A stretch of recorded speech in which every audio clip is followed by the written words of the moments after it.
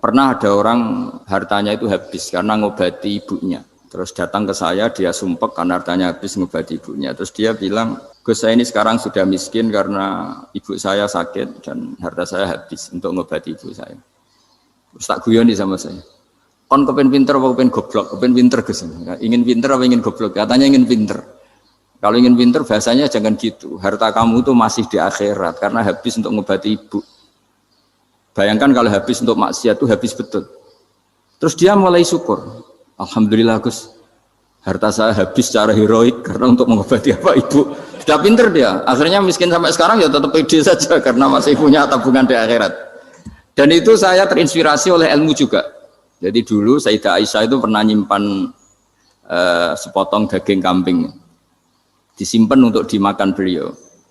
Karena beliau mau iftar ya, mau buka atau apa. Singkat cerita, karena bawaan keluarga Nabi itu sakhok, ada orang minta dikasihkan.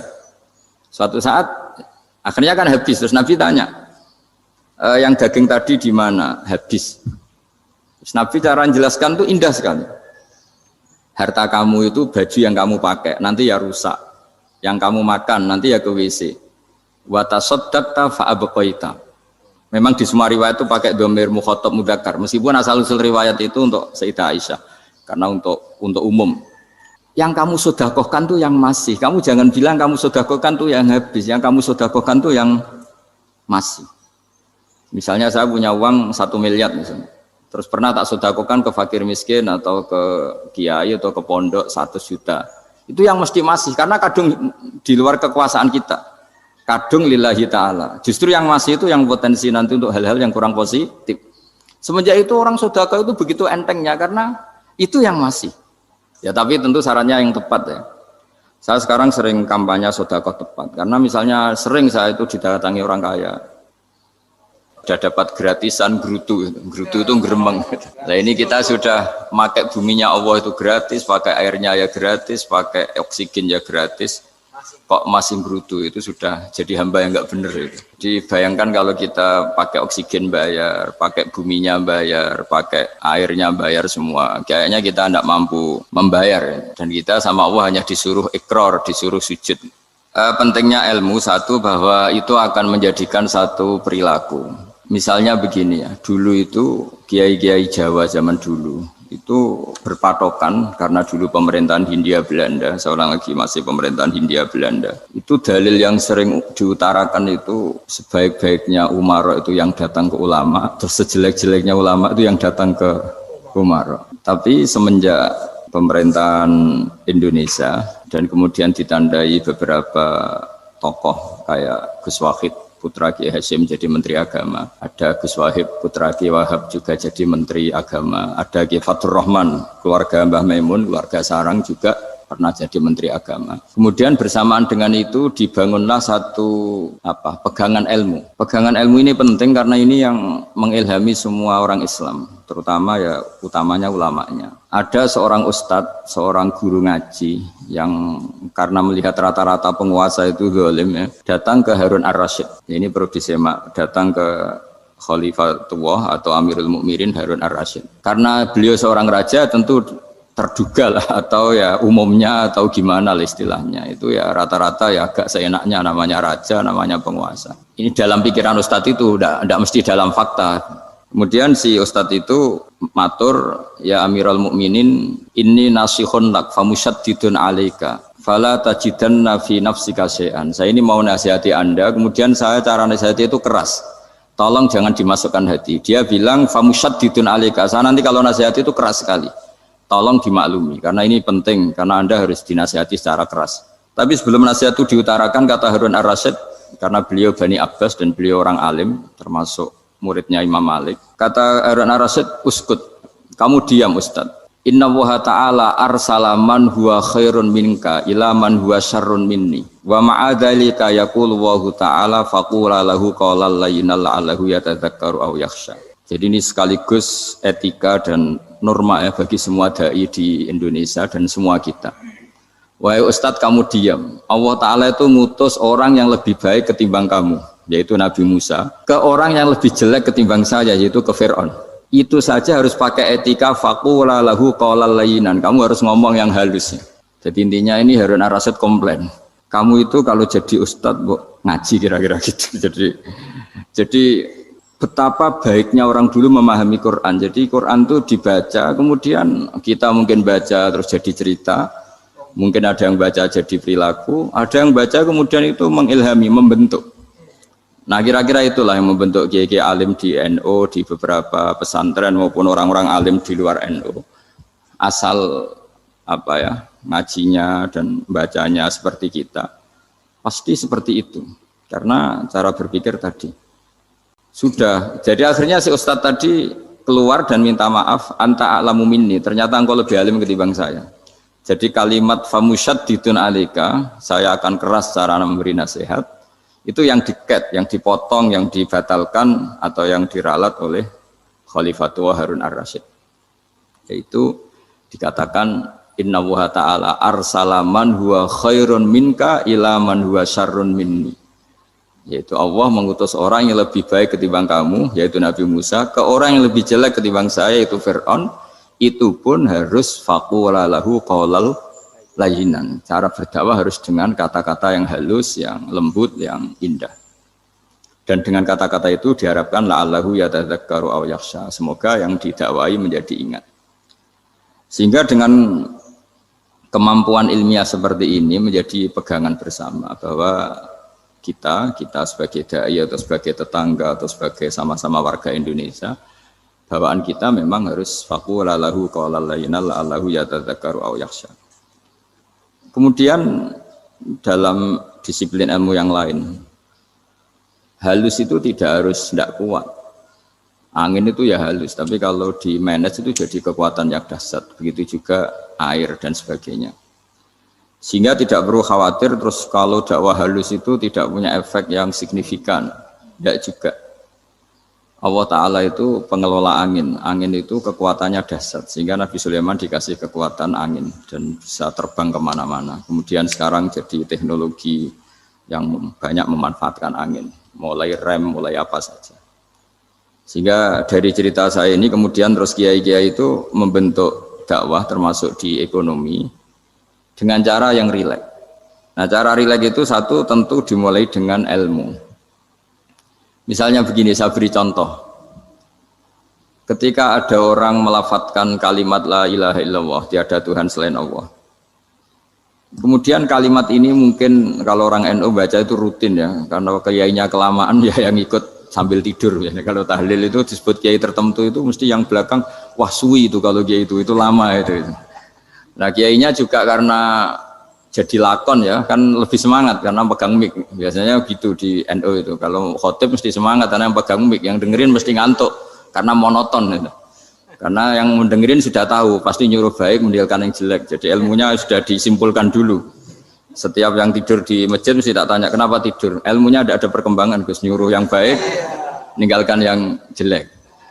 Tapi kalau ilmunya agak ada perubahan kan dengar semua pasti nyuruh yang jelek meninggalkan yang baik. Karena watak manusia itu agak-agak suka fitnah, itu suka geger. Tapi kalau monoton itu mesti enggak itu. Tapi yang menjadi pegangan kita, saya ulang lagi, itu ilmu dulu. Saya ulang lagi itu ilmu dulu.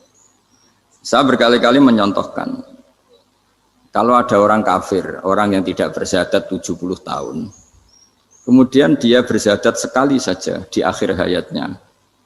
Itu kata Allah, qulil ladzina kafaru iyantahu yughfar lahum ma qad salaf. Katakan ke mereka yang kafir, jika dia mau bersyahadat, itu masa lalunya diampuni semua. Sehingga kedahsyatan kalimat ini luar biasa. Orang yang kafir 70 tahun saja, barokahnya la ilaha illallah ini, dosanya bisa diampuni semua.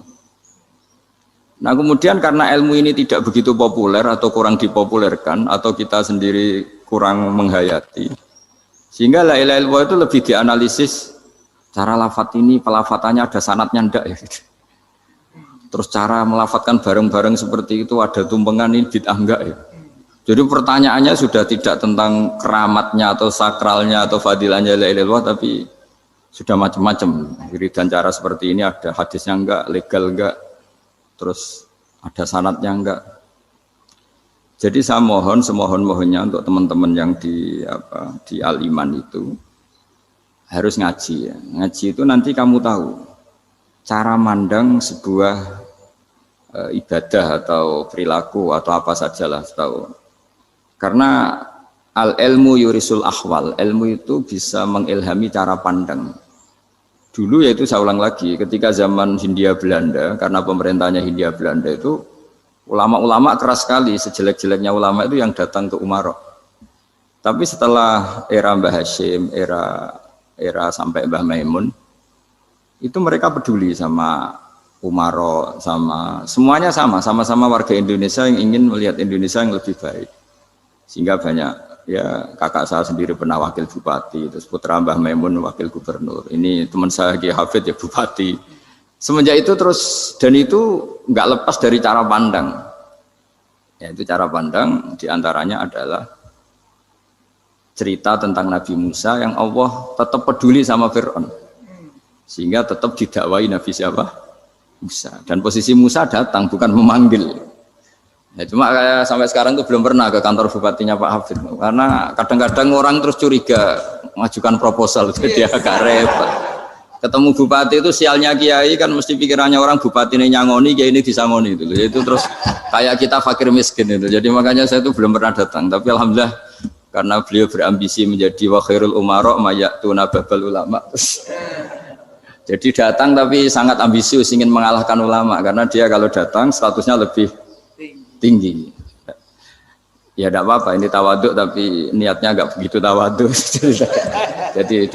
Jadi saya sering ke Jakarta tapi ya tadi jarang ya. Biasanya ngajarkan waktu hanya pas saja, tidak kurang tidak lebih. Biasanya ngajar di pondoknya Pak Kures itu di Baitul Quran ya.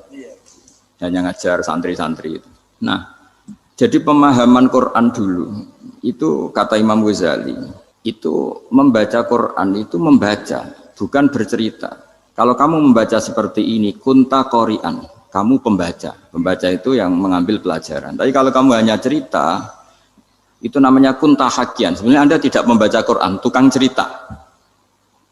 Misalnya tadi, cerita Nabi Musa datang ke Fir'aun. Itu kalau kamu hanya cerita, wah dulu itu ada orang namanya Fir'aun, didakwai Nabi yang namanya Musa. Ya ini namanya tukang cerita. Kalau kamu pembaca tidak gitu. Betapa baiknya Allah, orang sengawur Fir'aun saja inginnya Allah masih ingin diselamatkan dengan mengutus Nabi Musa kekasihnya. Itu namanya kunta qori'an, kamu pembaca betul, bukan kunta hakian, kamu tukang cerita. Begitu juga seterusnya tentang Quran ayat-ayat seterusnya. Sehingga yang diharapkan dari pembacaan Quran itu memang kita sebagai ahli baca, ahli mu'tabir ya, ahli yang ngambil pelajaran, bukan tukang apa? Cerita. Sehingga dulu ketika Sayyidina Umar radhiyallahu anhu ketika membuka Baitul Maqdis atau Baitul Muqaddas dan diajak syukuran, pesta-pesta makan itu. Beliau enggak mau. Ketika ditanya kenapa engkau enggak mau? Alasannya itu langsung beliau baca Quran. Jadi saya punya sekian contoh. Saya ulang lagi, saya punya sekian contoh. Orang-orang dulu dengan Quran itu menyatu, bukan sekedar dihafal tapi menyatu. Sehingga bawaannya itu sudah Qurani, sudah Qurani. Saya beri contoh pertama Rasulullah SAW, nanti Umar kedua. Rasulullah itu pernah nggak makan sampai 3 hari. Terus ditanya oleh sahabat, lalu kekuatan engkau bisa hidup apa? Terus menghentikan al-aswadani, maksudnya itu tamar dan air, hanya makan kurma dan air. Tapi beliau tidak ketemu roti atau nggak ketemu nasi lah kalau orang Indonesia. Ketika hari ketiga dikasih makan oleh sahabat, dikasih dipotongkan kambing, kemudian baru makan 3 lukmah, kira-kira ya 3 asupan nasi, berhenti.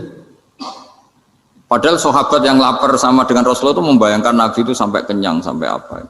Tapi ketika ditanya, seperti ini pun nanti ada hisabnya. Walatus alunna yauma idzin anin naim. Jadi acara makan-makan gini itu nanti ada hisabnya. Nabi nangis. Akhirnya sahabat nggak jadi nerusin makan. Jadi ketakutan orang dulu sama ketika Sayyidina Umar dijak pesta ketika memenangkan Baitul Maqdis itu.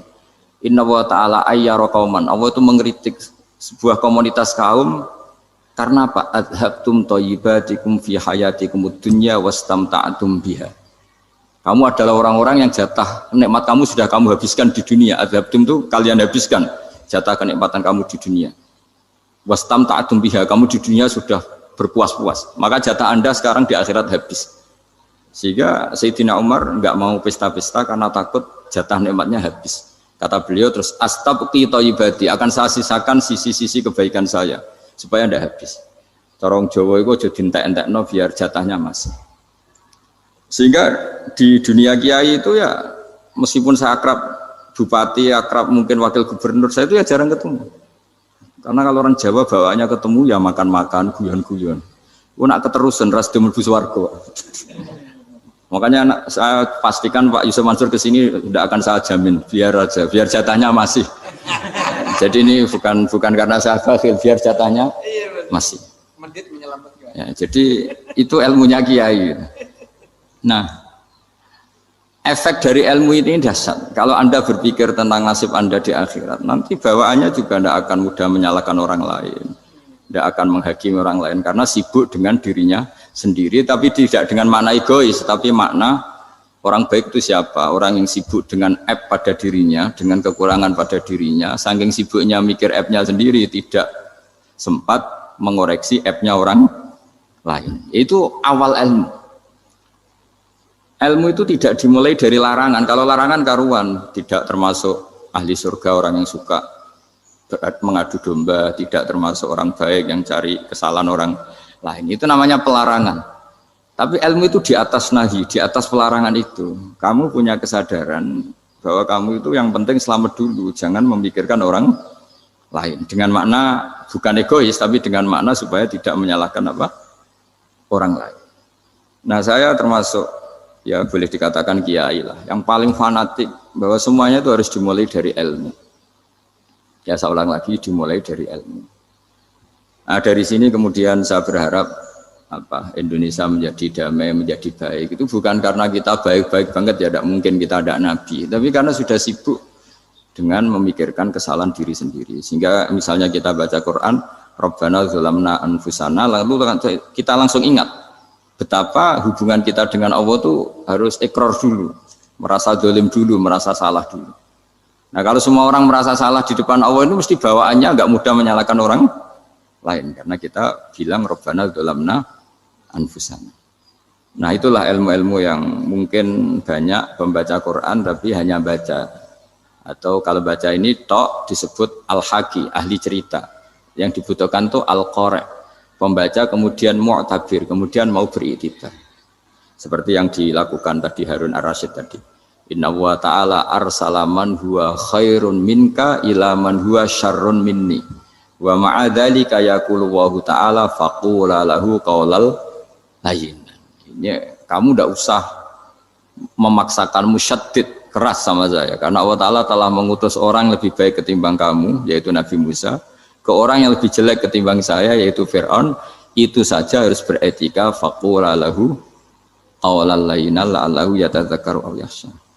Dan alhamdulillah bawaan kita sebagai orang timur atau orang Jawa itu kalau mau ngandani orang itu halus sekali. Di antara bentuk kehalusan kata-kata diceritakan di ayat lain ketika Nabi Musa ketemu Fir'aun.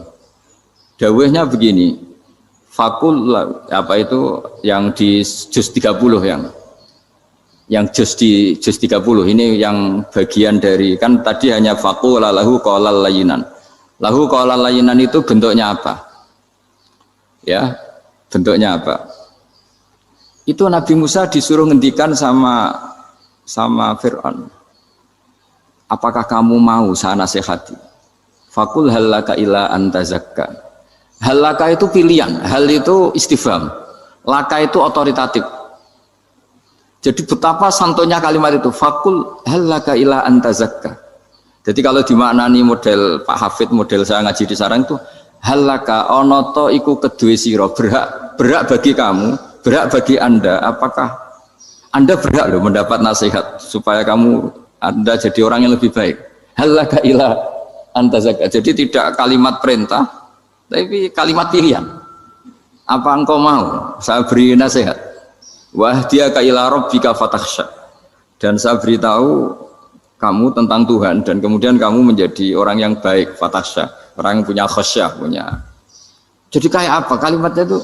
Napa jenengan kersa? Itu kalau orang Jogja, orang-orang daerah-daerah yang berada nyugui tamu itu kan, ayo makan-makan. Itu kan kayak tamunya itu kelaparan. Masa Pak Yusuf Mansur kelaparan? Tidak mungkin kan. Masa Ustadz terkenal kelaparan kan tidak mungkin itu. Monggo, napa jenengan ngersakno? Karena bisa saja tamunya itu tidak kersa, mungkin karena darah tinggi, mungkin karena takut dianggap fakir miskin, macam-macam kan orang tidak. Itu kalimatnya itu halaka ila anta zakka. Kayak apa indahnya dakwah. Halaka ila anta zakka itu ada kata laka itu ya terserah jenengan mau enggak. Wa ahdiyaka ila rabbika fatakhsha. Nah, itu yang disebut membaca. Kunta qori'an la hakian. Anda benar-benar membaca Quran bukan sekadar penceri. Nah, kemudian ini yang terakhir saya juga baru sebenarnya saya itu enggak pernah bilang sanggup itu, tapi Pak Ustadz Zakaria itu GR terus. Sampai tadi pagi itu saya belum tahu kalau ada acara ini. Ya karena saya kiai, jadi kalau kiai itu kan ingatnya sama Allah saja. Kalau sama manusia itu rontok-rontok lali gitu. Itu bukan memaksa, ya memang lupa. Sejauh mana sih pentingnya manusia kan tidak penting cara ilmu tasawuf itu. Tapi karena ini titipan Rasulullah SAW terus menjadi penting kan. Dititipi umat gak jenengan itu yang ya sudah ngaji ngatur kiai ribet itu. Kiai ini biasa ngaji kan, kiainya yang ngatur, santri ini enggak. Pak Yai ngaji tanggal ini jam ini itu kan mengabaikan semua aktivitas kiai, padahal jam ini mungkin saya punya jam, mungkin jalan-jalan atau ngaji atau mutolaah atau munajat, gara-gara Pak Zakaria ini kan terus Mas Tamam ini yang provokasi harus ngaji di jam ini, tema ini. Saya itu kalau ngaji ditentukan tema itu, ini memang saya agak keras di bab ini. Itu kayak ibarat gini loh, saya ini dokter, kemudian ada orang yang sakitnya itu jantung, terus bilang ke saya, Pak dokter sembuhkan kukul saya. Wong penyakit ekstrimnya itu jantung, kok bila disembuhkan apa? Kukul. Kan gak penting, sembuh tidak sembuh, kukul itu kan gak penting. Jerawat itu. Kiai itu tahu kesalahan paling fatal manusia itu akidah. Tapi kadang-kadang mintanya ilmu yang tidak akidah, yang gak penting. Jadi kadang-kadang kiai itu ya digurui betul kalau di Indonesia. Misalnya ini tidak nyindir loh, memang marah betul kalau di bab-bab seperti ini. Tapi ini biar jadi ilmu masif, ilmu yang general. Saya ulang lagi ya, Anda jadi dokter, tahu pasien Anda ini penyakit jantung kronis atau sudah fatal lah sudah. Terus orang itu bilang, Pak Yai, itu Pak dokter, tolong obati kulit saya supaya tidak jerawatan. Kamu bilang ini orang aneh enggak? Aneh kan? Nah, kiai juga gitu. Saya sering itu ada orang mau haji gitu, Gus doain saya jadi haji mabrur. Pernah belajar haji Pak? Dereng. Mungkin enggak orang belum belajar nyupir, terus kemudian minta didoain, Gus saya mau nyupir doain selamat. Mau nyupir aja enggak bisa kok minta doa selamat. Harusnya urutannya kan belajar dulu baru minta doa. Tapi kali ini aliman bener ngajaknya akidah dulu, ahli sunnah kan. Nah itu bener karena akidah itu hal yang prinsip memang harus. Kalau kebetulan nggak bener taruh visi betul. Untungnya kok temanya bener.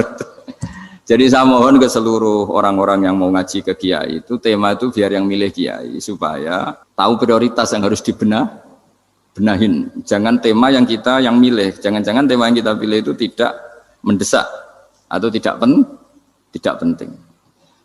Ini bukan apa-apa, ini saking ingin baik saya ya, keinginan baik saya supaya dulu zaman sahabat ya gitu. Kalau ada pertanyaan salah sama Nabi dibenerin, cuma Nabi terlalu bijak, cara benerin tuh enak. Kalau saya karena tidak Nabi saja ya agak-agak kasar kan, kalau tidak Nabi tidak wajib bener terus, yang wajib bener terus itu Nabi. Saya beri contoh ya. Nabi itu ngendikan tentang kiamat, kiamat itu dahsyat, mengerikan gini-gini. Kalau pikirannya orang kampung itu begini, Nabi ini aneh. Cerita kiamat dahsyat tapi nggak ada tanggalnya, nggak ada tahunnya. Harusnya ada dong biar kita bisa persiapan. Sehingga Nabi disomasi di tengah-tengah khutbah itu, ya Rasulullah mata sa'ah. Nah, karena ini orang Bedui, Nabi nggak dengerin, masih ulang lagi. Mata sa'ah ya Rasulullah. Ketika Nabi mengabaikan itu ada dua kelompok sahabat, yang satu bilang lam yasma, Nabi tidak dengar sehingga mengabaikan. Yang kedua bilang sami'a wa kariha, Nabi sebenarnya mendengar tapi tidak berkenan. Tapi diulang lagi ketiganya, ya Rasulullah mata sa'ah. Akhirnya Nabi jawab, mau tidak mau, karena kalau enggak ya namanya orang Bedui ngomong terus. Nabi balik tanya, ya karena cara berpikir dia kalau kiamat itu jelas kapannya kan bisa persiapan itu. Paling enggak pas mau kiamat, terus pas ngaji Quran, apa kan bisa persiapan itu. Akhirnya Nabi balik tanya, ma'atatalaha. Kalau kamu berani tanya kiamat, lalu persiapan kamu apa? Ya terus orang itu bilang masyhur itu, ma'atatulaha kabira sholatin wala siyamin wala kadza wa kadza walakinni uhibbuka. Saya sebenarnya tidak punya persiapan ya Rasulullah, cuma persiapan banyak puasa ya enggak, banyak sholat enggak, tapi saya mencintai engkau. Masyhur itu jadi hadis paling legenda, almar'u ma'aman ahabba. Sebagian disebut anta ma'aman ahbabta. Ini kata semua sahabat yang di masjid. Si Bedui ini orang paling dibenci sahabat karena mengganggu Nabi saat khutbah. Tapi akhirnya ini menjadi orang paling dicintai sahabat karena barokahnya itu hadis itu keluar secara terbuka. Almar'u ma'aman ahabba. Sebagian riwayat yuhsyarul mar'u ma'aman ahabba. Nanti orang akan sowan sama Allah bersama orang yang mereka cintai. Nah, itu sahabat-sahabat fama farihu ba'dal Islam farahahum biadal hadis. Mereka tidak pernah senang setelah masuk Islam sesenang hadis ini. Karena kita tidak perlu soleh-soleh banget, cukup menyintai orang apa? Soleh gitu. Makanya saya sekali bilang itu ya, kadang-kadang saya jadi orang alim itu ya rugi. Ruginya tadi. Misalnya untuk menjadi orang alim kan harus hafal Quran, ngaji Bukhari, Muslim, Ikhya. Ternyata pengumuman kedua orang nggak bisa apa-apa. Gelombang kedua para pecinta, waduh, itu kan repot ya. Jadi kita yang jadi orang alim susahnya bukan main, ternyata disaingi pengumuman kedua dan para pecintanya. Wah itu kan akhirnya ketemu orang-orang nggak jelas tadi. Nah itu ya termasuk farah dalam Islam, farhatul aibin. Jadi senang itu di Islam itu ibadah. Ya kul bi fadlillah wa bi rahmati fa bidzalika falyafrahu. Senang itu diperintahkan Allah. Saya tuh sering di kamar, kadang itu nyun sewu kayak gatelan gitu, apa itu. Ya agak kukur-kukur terus merengut saja malu. Malu saya itu dilihat Allah kok kayak agak ridho itu malu. Ya kayak tadi lah, kamu dikasih rumah gratis, kemudian pas yang ngasih datang kamu kelihatan cemberut, itu yang ngasih kan mangkel. Udah dikasih gratis masih cemberut. Sama hubungan kita dengan Allah itu semuanya dikasih gratis. Makanya tabassum, senyum itu ibadah. Kita yang nekuni ilmu hadis. Betapa hebatnya Nabi ngendikan, kalau kamu tidak bisa ibadah yang berat-berat, cukup ibadah senyum. Kadang ngendikan tol qati wajhin, kamu cukup berwajah yang indah, yang menyenangkan. Tabassum, senyum. Kalau kamu tidak bisa membalas jasanya orang yang ngasih, minimal kamu senyum, minimal kamu kelihatan senang. Gitu. Makanya senang itu sudah ibadah. Dan sekarang orang untuk senang saja susah. Karena bawaannya nuntut orang lain supaya kayak keinginan dia, bawaannya nuntut, ya ribet, kalau gitu ya ribet. Makanya saya bilang al ilmu yurisul ahwal, ilmu itu diperkuat, nanti yurisul ahwal, ilmu itu akan membentuk Anda. Dulu beberapa raja itu ya mau luhur karena jadi raja, punya apa saja. Tapi punya penasihat ulama, itu ya nasihat itu sederhana. Ada seorang raja tanya ke kiai, gimana dengan semua kerajaan saya? Wah, padahal dia punya apa saja. Jenengan miskin sekali, itu kerajaan seluas ini. Kok bisa aja? Terus ditanya sama si ulama tadi. Andaikan Anda di padang pasir, kemudian kalau tidak minum segelas air itu mati. Apakah Anda akan membeli segelas air ini dengan semua kerajaan Anda? Oh iya, pasti apapun saya lakukan untuk mendapat satu gelas air. Terus la tafrah bimulkin la yusawi syarbatamain. Kamu jangan bangga dengan kerajaan yang nilainya itu enggak sebanding dengan segelas apa? Air. Akhirnya raja itu mikir, saya tidak jadi raja bisa hidup. Tapi kalau enggak minum air mati. Berarti penting satu gelas air. Akhirnya lama-kelamaan ini anggap kerajaan itu biasa, ternyata enggak sepenting segelas air. Ya seperti kita lah, misalnya orang enggak punya Alphard itu enggak malu. Tapi kalau nggak punya celana itu malu. Kamu mau punya Alphard tapi nggak punya celana? Kan nggak mau. Yaitu ilmu. Ilmu itu yurisul akhwal. Ilmu akan melahirkan satu perilaku. Jadi kalau ilmu Anda mantap, pasti syukurnya juga mantap. Gitu. Ya makanya saya termasuk kiai yang selalu mendorong pentingnya ilmu. Bahkan kata Sufyan Ats-Tsauri ngendikan saking pentingnya ilmu ada kata fa'lam annahu la ilaha illallah. Dimulai kata fa'lam. Dan saking pentingnya ilmu itu setiap nabi itu status permanennya itu hanya satu, mengajar. Rabbana wab'ats fihim rasulam minhum yatlu 'alaihim ayatik, membacakan ayat-ayat Allah sampai wa yu'allimuhumul kitab, mengajarkan kitab wal hikmah.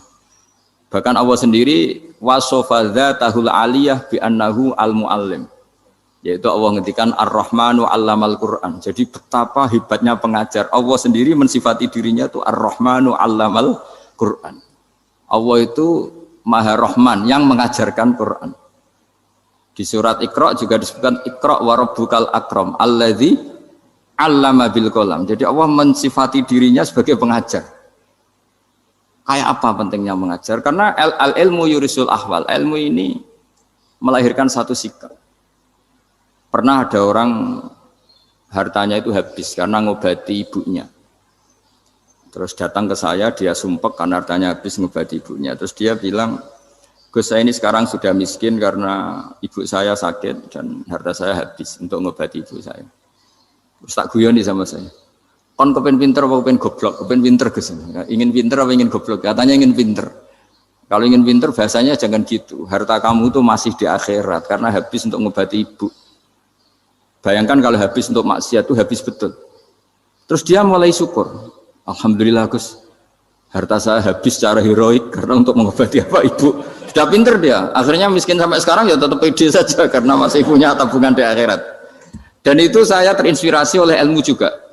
Jadi dulu Sayyidah Aisyah itu pernah nyimpan sepotong daging kambing, disimpan untuk dimakan beliau, karena beliau mau iftar ya, mau buka atau apa. Singkat cerita, karena bawaan keluarga Nabi itu sakhok, ada orang minta dikasihkan. Suatu saat akhirnya kan habis, terus Nabi tanya, yang daging tadi di mana? Habis. Terus Nabi cara menjelaskan itu indah sekali. Harta kamu itu baju yang kamu pakai nanti ya rusak, yang kamu makan nanti ya ke WC. Wa tasaddaqta fa abqaita.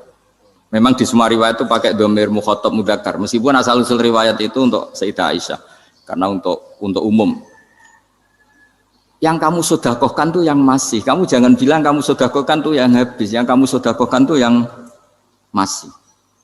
Misalnya saya punya uang 1 miliar misalnya. Terus pernah tak sedekahkan ke fakir miskin atau ke kiai atau ke pondok 100 juta. Itu yang mesti masih, karena kadung di luar kekuasaan kita. Kadung lillahi ta'ala. Justru yang masih itu yang potensi nanti untuk hal-hal yang kurang positif. Semenjak itu orang sedekah itu begitu entengnya karena itu yang masih. Ya tapi tentu sarannya yang tepat ya. Saya sekarang sering kampanye sedekah tepat. Karena misalnya sering saya itu didatangi orang kaya.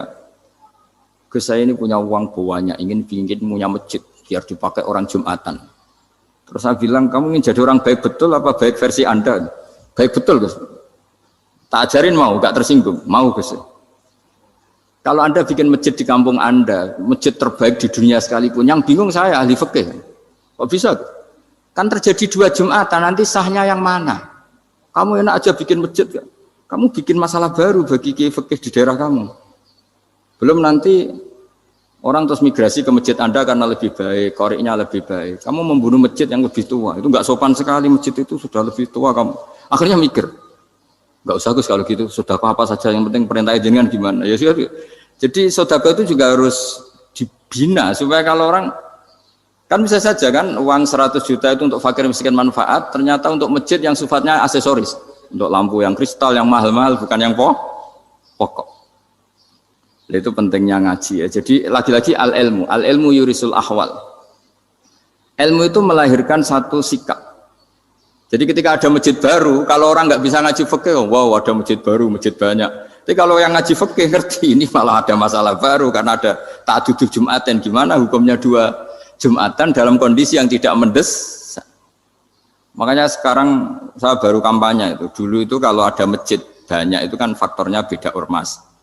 Beda pemahaman atau agak jauh, masih hukum sosial atau bawaan kondisi. Misalnya di dekat UGM itu ada masjid kampung pertama, bawaan masjid karena ada kantor besar atau bawaan ada pabrik besar atau ada sekolahan besar. Tapi sekarang itu ada pertanyaan baru, ada masjid baru karena ada orang kaya ingin bikin masjid, itu gimana itu hukum? Nah, tapi kalau orang nggak nekuni fikih itu ya langsung wah bagus untuk bangun masjid. Bagus piye gene sing kangelan memfikihkan tadi. Nah itu ilmu. Jadi kalau yang tidak nekuni fikih itu ya tidak tersiksa, tapi yang nekuni fikih itu pasti tersiksa karena seperti itu tadi. Ya jadi saya mohon di antara cara kita dakwah secara damai itu dimulai dari Rabbana zalamna anfusana. Itu dipakai Nabi, di redaksinya diganti dengan makna supaya kita per individu matur Allah apa ini zulam tu nafsi zulman kabiran katsiran. Nah bawaannya orang mengaku zalim, mengaku salah itu kan sudah tidak sempat mikir salahnya orang apa lain. Dan dari sini kemudian dia jadi orang yang tawadhu, yang ubudiyah, yang macam-macam. Sehingga Nabi itu bukan dianggap ya, pasti penjelas terbaik. Terus Allah meredaksikan wa ma tuqaddimu li anfusikum min khairin tajiduhu indallah. Apa saja kebaikan yang kamu sudah berikan untuk Allah sampai akhirat itu ya pasti kamu temukan di akhirat. Terus yang terakhir saya beri contoh orang peminta-minta sa'il. Itu Sayyid Ali Zainal Abidin kalau ada orang minta-minta terus dikasih. Misalnya dikasih ya 100.000 atau 50.000 atau 10.000 sesuai kemampuan yang memberi. Itu marhaban biman hamala zadi ilal akhirah. Saya terima kasih ya, gara-gara kamu minta uang saya jelas sudah sampai akhirat. Coba kalau di rumah bisa saja untuk hal yang tidak positif. Jadi bawaannya itu cara pandang itu rubah. Jadi sebenarnya kalau kita ngasih uang di masjid, ngasih kiai atau ngasih fakir miskin, ya uang itu yang masih bukan yang habis. Yaitu watasodak kata fa'abqaita, yang kamu berikan itu hakikatnya yang masih. Karena sudah ada kamu otak-atik lagi, makanya disebut wakaf. Sebenarnya wakaf itu dulu secara makna lughat, saya ulangi secara lughat. Maknanya itu sudah berhenti, wakafun maknanya berhenti. Nah sodako itu dari kata sodako maknanya benar. Orang yang sering sodako berarti imannya benar. Orang yang uang sudah diberikan berarti dia sudah terputus, wakaf berhenti dari hubungannya dengan dia. Sudah dikasihkan berarti selesai. Sehingga wakaf dan sodako itu sebenarnya maknanya saling melengkapi. Kemudian orang-orang fikih karena ada disiplin ilmu tertentu, wakaf itu untuk sedekah yang permanen, yang abadi, kemudian sedekah untuk infak. Tapi itu kan hanya istilah-istilah dalam disiplin ilmu. Sebetulnya kalau pakai ilmu yang umum, sedekah ya bisa disebut wakaf, wakaf ya bisa disebut apa? Sedekah. Karena maknanya sedekah itu wakaf. Wakaf itu apa? Qat'u raqabatil malik an hadal mal atau an malih. Hubungan pemilik harta ini terputus dari harta itu. Jadi misalnya saya sudah wakaf tanah ini ke masjid, sudah diterima. Buat saya kepikiran gadekan atau menjual sudah tidak bisa, sudah berhenti di situ saja hubungan saya dengan kepemilikan harta itu. Makanya disebut apa? Wakaf. Dan kalau saya wakaf berarti menunjukkan kebenaran iman saya karena sudah menafkahkan sebagian harta untuk Allah Taala. Disebut sodak. Makanya bahasa Arab itu gampang ya. Kalau sodalqof, sodaqoh. Orang kalau bayar mahar disebut sodak karena menunjukkan cintanya. Teman yang setia disebut sodik karena ya benar dalam berteman. Abu Bakar disebut as-siddiq karena sangat membenarkan kanjeng Nabi dan seterusnya dan seterusnya.